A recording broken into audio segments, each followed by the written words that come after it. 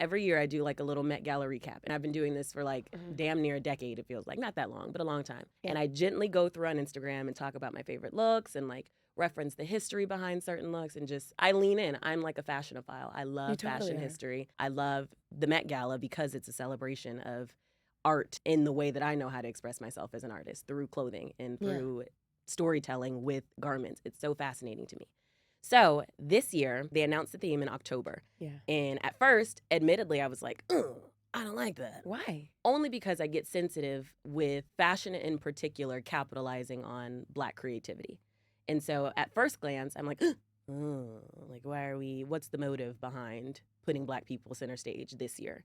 But then, of course, on the other hand, I'm like, yes, celebrate. Then as time goes on, obviously, I'm like, yes, we're leaning into Black stories, leaning into impact of Black people on society and fashion. So that's great. I'm weepy, like, all day long. I was an emotional mess yesterday. Like, how many times will we get to say we watched a true and pure celebration of Black people in fashion and culture and in history on the biggest fashion on stage. a mainstream stage. The stage. Black as fuck. And today it's a Black event. And that was really, really cool to see. Chills. I get chills just talking about it. It makes my heart beat. It's like, you think of the stories of like Tiana Taylor and A$AP Rocky, like seeing them together. They came from the trenches in Harlem, and now they're hosting the red carpet in a co-chair for the Met Gala. Like, that's seeing those two beautiful Black people kikiing on the world's most famous stage. Like, it blew my mind. We all know and love Coleman Domingo, our boy. Yeah. And he was co-chair for this year's event. He's detailing what a dandy is, and in this speech, he says a dandy, or just dandyism, represents generations of men who have liberated themselves with style. And that, to me, I mean, again, made me cry, because that's what fashion is to me. Before I knew how I presented to the world, before I knew that my Blackness would speak for me before I got in the room, before I knew that my hair would speak for me before I got in the room, before I knew my features would speak for me before I got in the room, I understood that my clothing would speak for me before I got in the room. And so this is so impactful to someone like me, because without even knowing it, I am a dandy.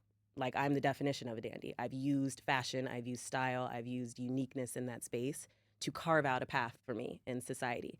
Oh, I get chills talking about it. It makes me want to cry. I was never told, dress this way so that you can get this reaction, or dress up so that you can feel this way about yourself.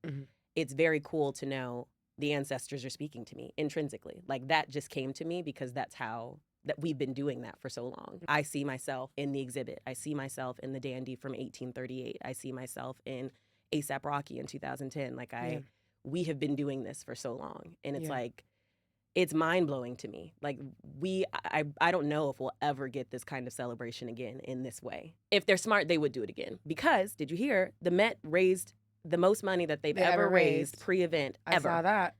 Ever. I saw that. In like decades of hosting this event. That is insane. And it just goes to show not only the power of the Black dollar, but the power of our community. So I can't wait to see this exhibit. As you know, I'll go through and like do my little recap of all my favorite looks. Yeah. But yeah, like the spirit of André Leon Talley was over everyone last night. It was so sweet to see and hear all of the respect that was paid to him. And I will say, Andre's book, The Chiffon Trenches, that was his last memoir that he wrote before he passed. That was the book that I read right before I basically like decided that I was leaving corporate America, that I wanted to venture out on my own. And the book not only like tore me down, but also built me up in so many ways. I was like heartbroken by his story, that he gave so much to an industry that basically left him penniless and with nothing in his death. But he was fashionable, and he had all of the things that physically made him him, but was casted off in so many ways by society, by fashion, by Vogue, by everyone in the industry that basically like kind of wrote him off towards the end. But this Met was for him, in my opinion, Anna's way of honoring her friend, who she had a very contentious relationship with. But really, oh my God, I didn't know it was a contentious relationship. Oh, he details it in the book. It is a retelling of New York's like the height of New York fashion society through like the 60s to the 90s. And he talks very intimately about his relationship with Anna. And they were very best friends, and then not friends, and then co-workers, but always had this like really deep and profound respect for each other. And what a beautiful way to honor her friend in this way. I mean, he's the ultimate dandy. He is dandyism. So I'm going on and on, but I love listening to this. Okay, thanks, pal. And I think this is for those who know already, then this is for getting to listen to somebody who has a perspective that they really are like aligned with and understand. And then there for other people who are not, who might not understand listening, I think this is so important. Okay. So, and who can explain it better than you? Right. Thanks. I read the book for the first time as memoir when I decided to leave corporate America, start Poise. And it was really pivotal because at the time I was feeling exactly how he had mentioned he felt, basically like a show pony for people who would use all the things that made him magical, the way that he dressed, the way that he spoke, the way that he made people feel, would use that to better their organization, their magazine, their brand. So I was like, oh my God, like it was like looking in a mirror. I could either continue down this path of being a show pony, for lack of better phrasing, or try something new and venture out and do the thing that makes my heart sing, even though it's a little scary, even though it's avant-garde, it's different. We don't really have a path to show us how to do it, but we do it anyway. And it all works out in the end. He passed away before I would say he fully got his flowers, but it's like, it's good to know that he imparted that wisdom on us, that we now get to make those decisions earlier in life. It won't take us 60 years to get to the point where we feel comfortable enough and supported by our community to step out and make decisions that support our community, that support us, that support what we want.